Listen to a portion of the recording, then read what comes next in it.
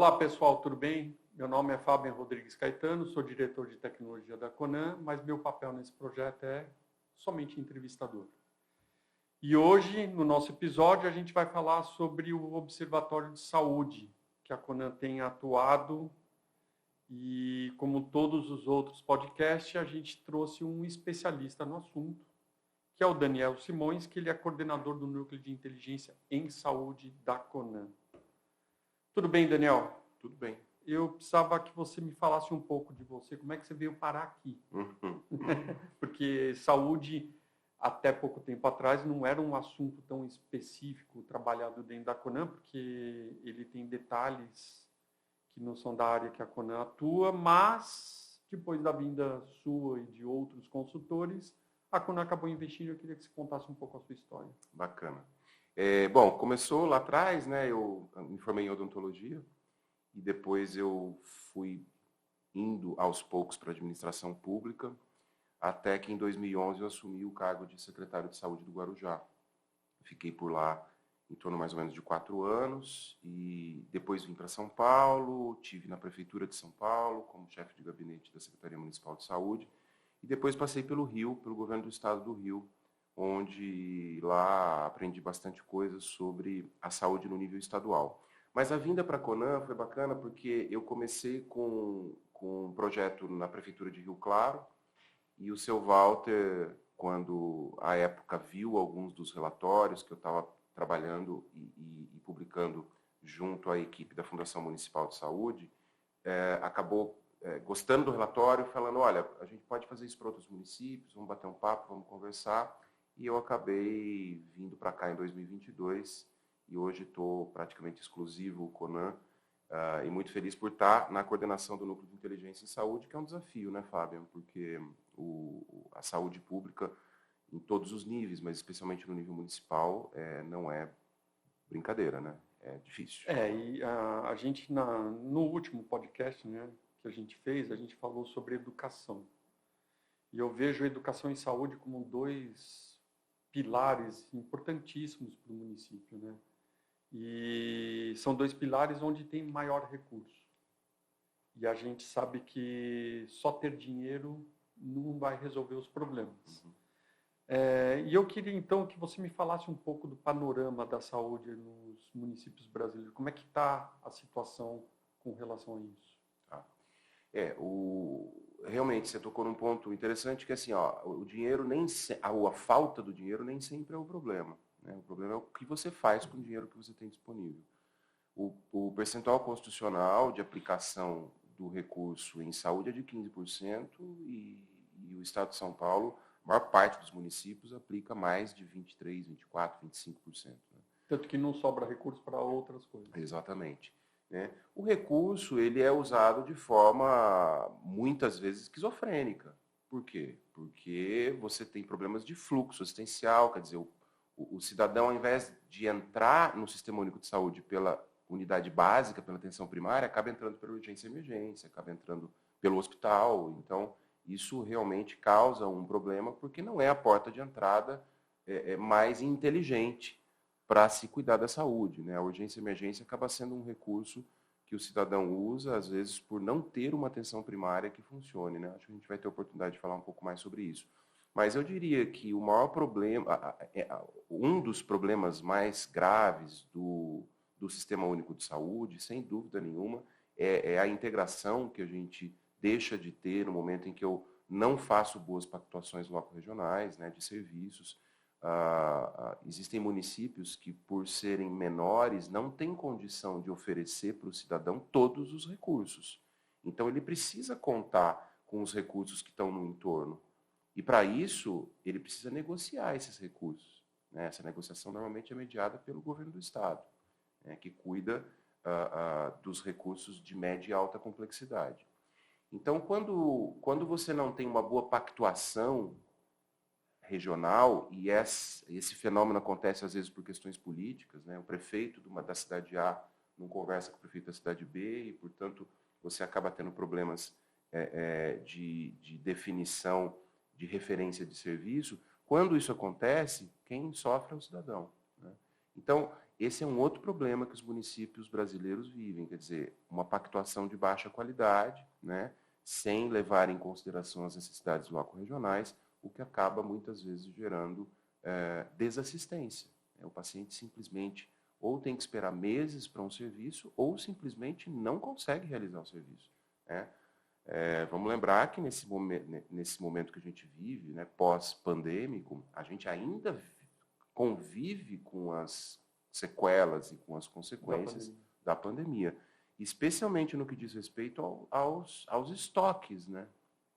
As filas de exame, de cirurgia, de procedimentos, né? Então, é muito comum nós aqui na Conan, que temos dezenas de municípios clientes, às vezes, hoje, por exemplo, eu vou estar num município fazendo um pré-diagnóstico, mas olhando para os números, já fica muito claro que um dos grandes problemas que eles têm são os estoques, são as filas, né? Esse é um dos problemas também. Esse você acha que é o maior gargalo? Eu diria assim, esse é um gargalo importante. Eu não diria o maior, mas eu acho assim, você tem um outro problema que é a falta de foco na prevenção e na promoção da saúde, né? Isso é um problema, esse eu diria que seria um gargalo bastante importante também. Por quê?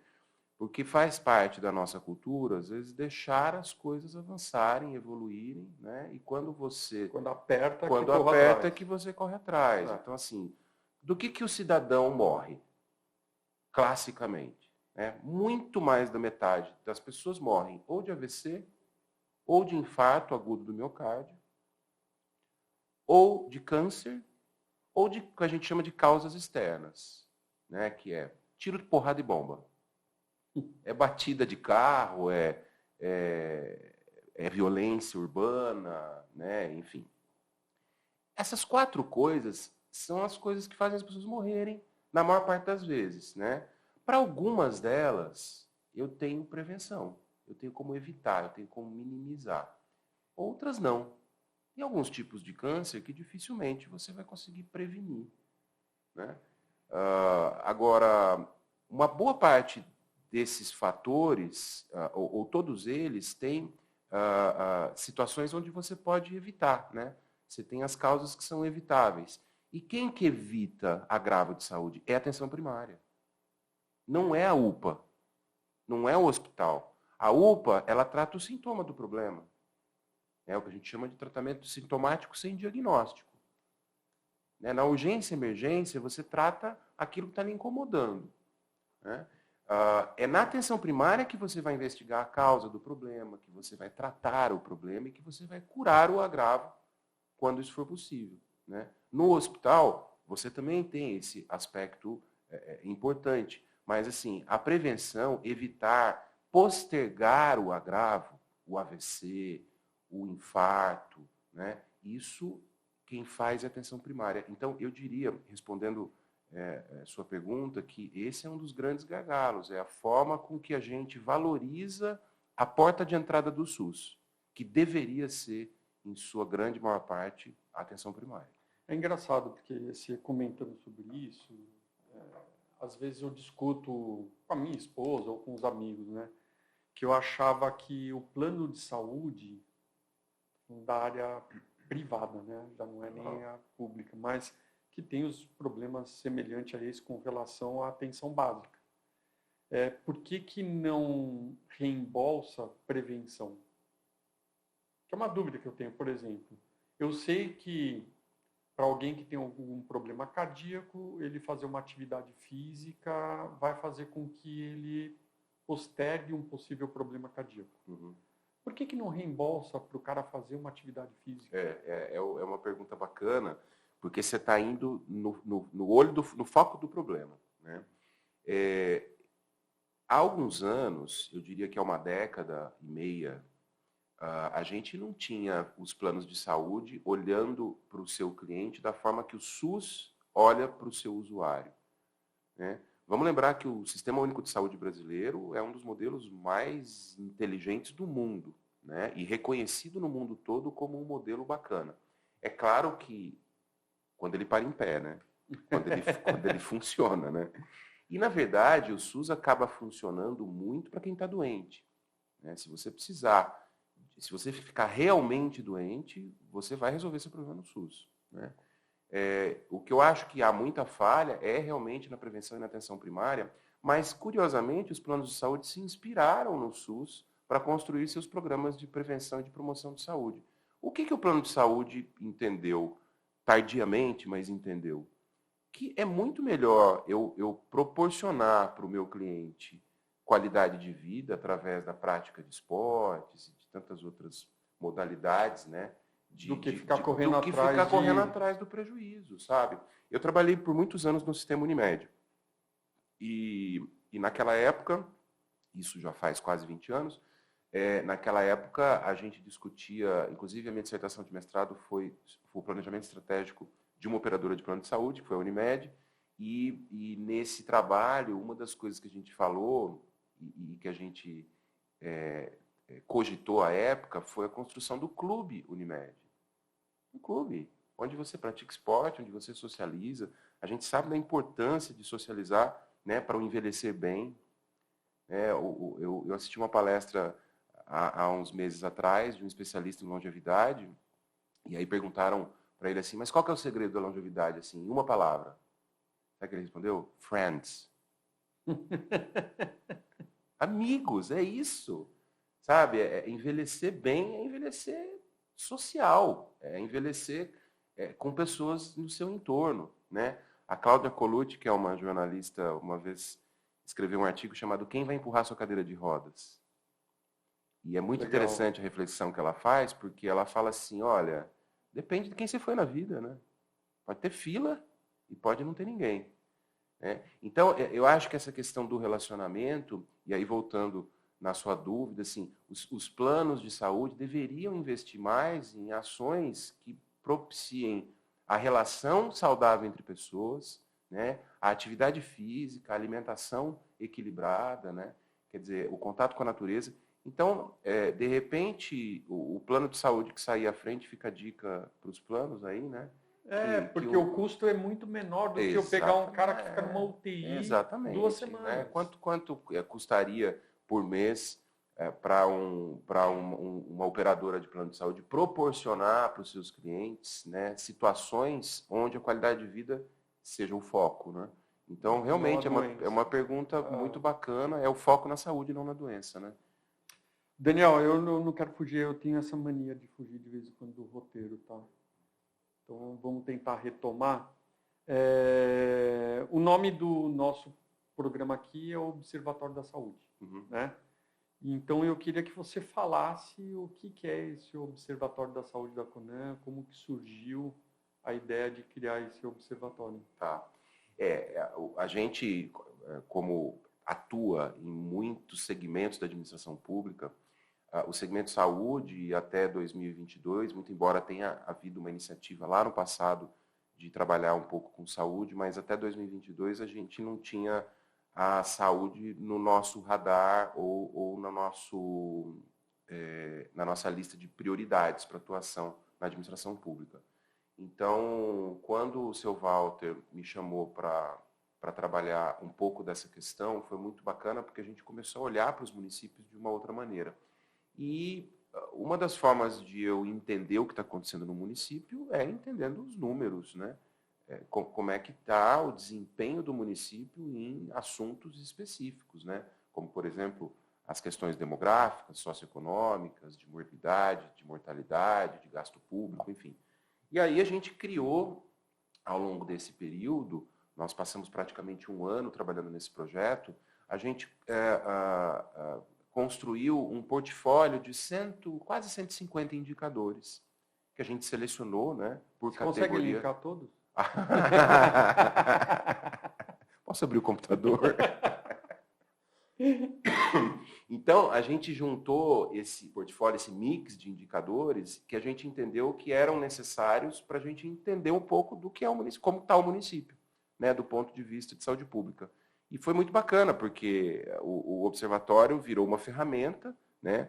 Hoje a gente tem mais de 100 municípios com os dados públicos disponíveis na ferramenta, mas estamos ampliando para os demais municípios do estado de São Paulo. E a ideia é que a gente faça um pré-diagnóstico do município. Hoje, por exemplo, nesse município que eu vou visitar na parte da tarde, eu abri o observatório, selecionei a cidade que eu vou visitar e já entendi onde estão os grandes problemas. É uma forma de você fazer um Isso que é diagnóstico. legal, né? Que assim, você atua nesse segmento, né? Então você olha os números, você consegue enxergar e poder dar um diagnóstico para o cliente. Tem um indicador muito interessante chamado ICSAB. É uma sigla que, se você pronunciar, se diz assim, mas ele significa Índice de Internação por Condição Sensível à Atenção Primária ou Atenção Básica. O que é isso? Quantas internações acontecem no hospital que poderiam ter sido evitadas se a atenção primária funcionasse, né? Esse índice, pela literatura, é o seguinte: acima de 12% de internação por condição sensível à atenção primária, sua atenção primária não está boa, né? Isso é meio que um padrão que a literatura traz para a gente. Então, olhando esse indicador, você consegue ver qual a qualidade da atenção primária de um município, por exemplo. É claro que esse é apenas um dos indicadores, né? Não dá para generalizar e dizer que a atenção primária é boa ou ruim só com ele. Mas ele, juntamente com outros indicadores, vão compondo um panorama, um retrato do que é o município. E nós, evidentemente, qual que é o papel da CONAN?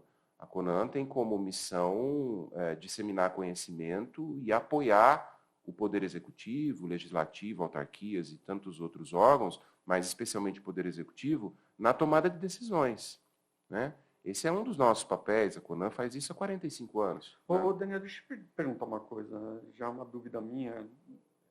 Assim, na verdade, até conheço bem como é que funciona o produto, a ferramenta, participei de uma etapa do produto. Mas hoje o cliente, o que ele espera da CONAN com relação ao observatório? Que a gente ofereça o produto e capacite o gestor para ele conseguir enxergar os números? Ou o gestor não tem tempo e condição e gostaria que a CONAN falasse para ele o que tem que fazer e a CONAN utilizaria os números? Eu acho que é mais o segundo ponto que você tocou, porque veja só, quando você olha para os números e faz depois que você olha os números, o que resta é uma boa análise, certo? Eu tenho que, a partir dos números, eu faço uma boa análise. Com essa análise, com as conclusões dessa análise, eu proponho ações. Então, assim, para enfrentar este problema, normalmente, os municípios brasileiros, ou o que a gente tem visto, é que o gestor tem feito isso, isso ou aquilo. Nesses casos isso está funcionando, nesses casos funciona menos, enfim. É dar opções para o gestor, com base na realidade dele, do que ele pode fazer. Ou seja, a CONAN acaba apoiando o município na ação governamental, na formulação de política pública, né? Que nem todo secretário, nem todo prefeito tem um conhecimento aprofundado do Sistema Único de Saúde, Fábio. Por quê? Primeiro, a rotatividade de secretários de saúde é muito grande, né? Então, no governo federal acabamos de ter. Você vê? Então, assim, isso acaba causando uma série de problemas. Por quê? Porque você não tem continuidade. Cada um que chega quer fazer uma coisa diferente, tem uma ideia nova, né? Então, isso não é saudável para o modelo, né? Do ponto de vista de governança, isso não é uma coisa apropriada, né?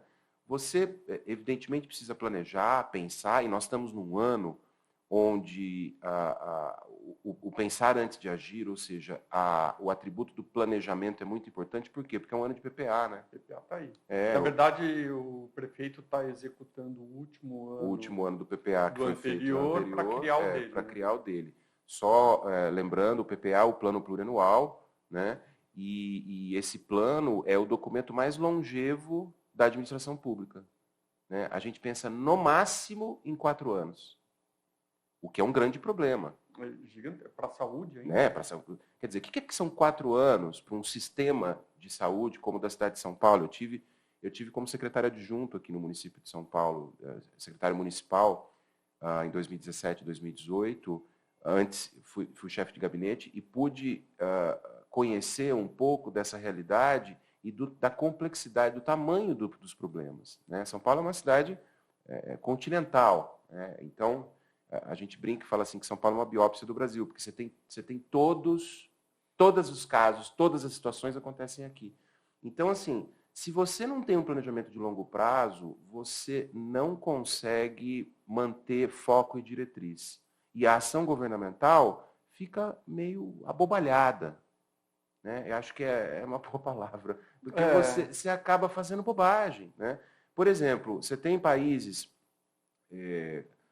onde o modelo político-ideológico é diferente, né? E a gente costuma criticar isso, e eu acho que ele merece críticas mesmo, por exemplo, em relação ao mandarinato chinês, mas lá, você, como não tem eleição, os planos são feitos para 100 anos. Que deveria ser o papel do plano diretor. Que deveria ser o papel do plano diretor e do plano plurianual também. Né? O plurianual, ele não pode olhar para uma perspectiva, para um horizonte temporal tão curto, né? Longe de defender o mandarinato. Hein? Eu acho que o mandarinato nem deve ser um modelo muito útil para a nossa realidade, não é isso. Mas eu só estou colocando um ponto, um atributo de um outro modelo, né? Que é pensar no longo prazo. Mas daí, Daniel, você não acha que entra um pouco o fato político? Porque assim, o cara quer fazer o plano dele, ele quer se reeleger, né? O Instituto da Reeleição... Se reeleger, aí ele tem mais um PPA para fazer, exatamente, e ele vai fazer para sucessor. Não, sem dúvida. É difícil a preocupação... É lógico, não é 100% assim, mas a gente vê que, normalmente, a preocupação não é muito com o programa de governo em relação à população. É muito mais em relação ao cargo, a manutenção do poder. É isso. Isso é uma coisa, só concluindo, isso é uma coisa que atrapalha muito o fluxo assistencial e o próprio Sistema Único de Saúde. A política, às vezes, ela é protagonista na tomada de decisão em relação à necessidade das populações. Isso fica muito claro quando você olha para a realidade. Tá. Nosso tempo é curto, né? E eu queria que você me falasse um pouco, voltando para a ferramenta em si, e a gente comentou qual a melhor forma, se é a gente que dá o diagnóstico ou se a gente disponibiliza a ferramenta. Eu falo isso porque eu vejo o Douglas, que praticamente toca a ferramenta de BI que a gente tem, mas é mais na área financeira, com relação aos números, prestação de conta, obrigações constitucionais. E eu vejo que a dificuldade dele é a adesão do gestor. Então, ele faz treinamentos, ele faz visitas, ele mostra. Assim, são poucos que realmente têm isso na tela da TV, da sala dele, para ficar olhando o número o dia inteiro. Uhum. E o Douglas é um cara viciado em números. E eu vejo que esse observatório não deixa de ser números. É um BI, é um dashboard, né? É um BI. Isso, é a ferramenta de business, de negócio, de negócio, indicador de negócio. Ele é um painel de controle onde o gestor tem a oportunidade de entender o que está acontecendo na realidade dele. Né? Você tocou num ponto bacana, que assim, a gente que tem dezenas de municípios clientes, né, e eventualmente visita prefeitos aí, estado afora, é raro você ver um prefeito com um computador na mesa. É muito raro. Sabe? É raro. Tudo bem que o papel dele é fazer política. Não, ele tem a questão da política, mas ele tem que entender também, né? E eu acho que principalmente seu secretário, o seu secretariado, ele tem que estar com o controle. É aquela analogia do avião. Sabe? Você não pilota um avião sem um painel de controle. Você tem que saber qual que é a altitude, qual que é a velocidade, se tem combustíveis, o que está faltando, qual que é o próximo... Se eu estou na rota. Você está na rota, qual que é o próximo pouso, né? Como é que estão os equipamentos aviônicos. Então, assim, hoje, cada vez mais, e veja só, os órgãos de controle, especialmente o Tribunal de Contas, estão cobrando dos municípios, dos seus gestores, a responsabilidade de tomar decisão baseada em fatos. A questão dos indicadores, que é o que propõe o Observatório da Saúde, não é mais uma opção do gestor. Né? O gestor não tem opção de não monitorar indicadores de desempenho. Ele tem que monitorá-los para apoiá-lo na tomada de decisão. O próprio Tribunal de Contas do Estado de São Paulo, por exemplo, avalia os municípios com base em quase 900 aspectos, né? Não são todos indicadores, mas tem muitos indicadores ali, através de uma ferramenta chamada índice, é o IEGM, né? O Índice de Gestão Municipal do Tribunal de Contas. Então, assim, os próprios órgãos de controle, a sociedade, Fabian, cobra isso do gestor, né? Do prefeito. Olha, como é que estão os números? O que está acontecendo? Por que você não está investindo mais aqui, menos ali? Diminuiu ou não? Aumenta, né? Que tipo de política eu vou implementar agora, né? Para que rumo eu vou tomar nos próximos anos? Então, não é mais uma opção do gestor. O Instituto do Controle é cada vez mais valorizado, não só por órgãos de controle, mas pela sociedade. O cidadão quer saber para onde está indo o dinheiro dele, né? E ele quer saber se o prefeito está tomando uma boa decisão com o dinheiro que ele paga. E para o prefeito tomar uma boa decisão, para o secretário tomar uma boa decisão, ele precisa conhecer os números, né? Ou seja, quem tiver os números sai na frente. Sai na frente, sem dúvida nenhuma. A gente tem algum exemplo de município que tenha utilizado... Rio Claro, você acabou de falar. Rio Claro é um município que a gente trabalha, né? É nosso cliente há mais de 30 anos, né? E o prefeito tem priorizado ações que dizem respeito à questão do controle. E na Prefeitura de Rio Claro você tem a Fundação Municipal de Saúde, né? É uma fundação que cuida da saúde pública do município. E eles estão muito estruturados do ponto de vista de controles, sabe? É claro que, como qualquer secretaria ou como qualquer fundação, você tem muitos aspectos a melhorar, né? Isso é evidente. Mas, assim, eles têm feito um trabalho muito interessante no que diz respeito à gestão, né, profissionalizando a gestão. Fizemos um programa de desenvolvimento de gestores lá, coordenado pela Conan. Agora estamos fazendo um documento que a gente chamou de balanço de gestão, né, que é um balanço de tudo que foi entregue nos últimos 4 anos e também dos primeiros 100 dias de governo do prefeito.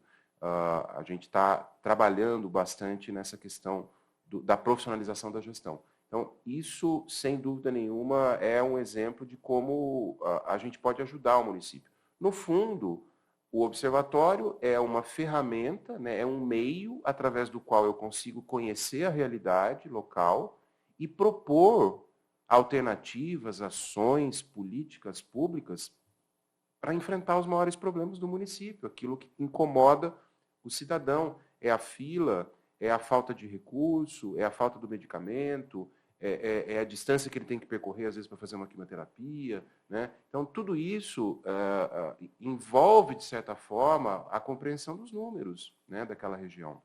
Então, a gente tem focado muito nisso e o cidadão, e colocar o cidadão como foco. Na Nova Zelândia, por exemplo, você tem um governo, é interessante a forma que eles fazem o orçamento público. Todo o orçamento público é feito com foco no bem-estar do cidadão. Cada linha do orçamento tem que estar focada no bem-estar do cidadão. Sabe, eu acho que isso é um jeito inteligente de fazer execução orçamentária, né? É um jeito probo, é um jeito responsável de você atender a necessidade do cidadão. Eu acho que quando a Conan propõe uma ferramenta para radiografar, para enxergar, para diagnosticar o modelo vigente naquele município, né, como que ele está usando o recurso dele, a gente está, na verdade, tentando focar no cidadão, que é o grande objeto, né, do nosso trabalho, né? A gente tem que trabalhar para as pessoas que moram na cidade. Daniel, nosso tempo acabou. Poxa. Tinha tanta coisa para falar. Eu falei para você que ia ser rápido. Eu estava só na metade.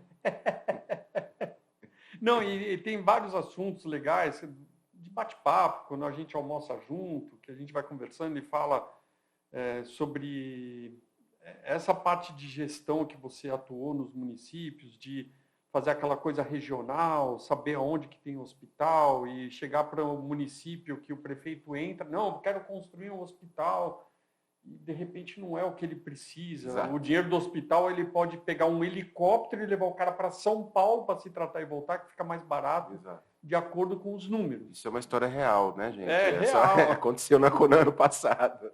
Por isso que eu falo, né, nosso tempo acaba sendo curto para poder contar as histórias legais, mas... Vamos fazer outro episódio, vamos ver se o pessoal gostar, a gente faz outro.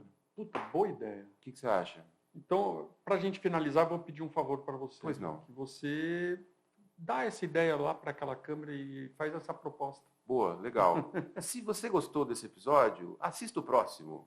O nosso foco pode ser exemplos de políticas públicas, de práticas que vão fazer sentido e que vão transformar a vida das pessoas na cidade. Eu acho que a gente tem que trabalhar para quem mora, para quem paga imposto e para quem elege o prefeito, né? Ajudar o prefeito, ajudar o secretário faz parte do nosso trabalho. Então vem com a gente. O que você acha? Me ajuda a te ajudar, né? Me ajuda a te ajudar. Boa. Obrigado, Daniel. Valeu. Bom, a gente finaliza aqui. Como sempre, a gente tem o QR Code, que você vai poder abrir um formulário e dar sugestões com relação aos próximos podcasts. A Suzete ficou muito chateada aqui no último, ninguém colocou nenhum comentário para ganhar o livro, mas ainda está aberto, estamos à disposição para isso. Siga as nossas redes, esse podcast vai estar disponível em todos os streams de áudio. E é isso que eu tinha para falar para vocês. Muito obrigado e até a próxima.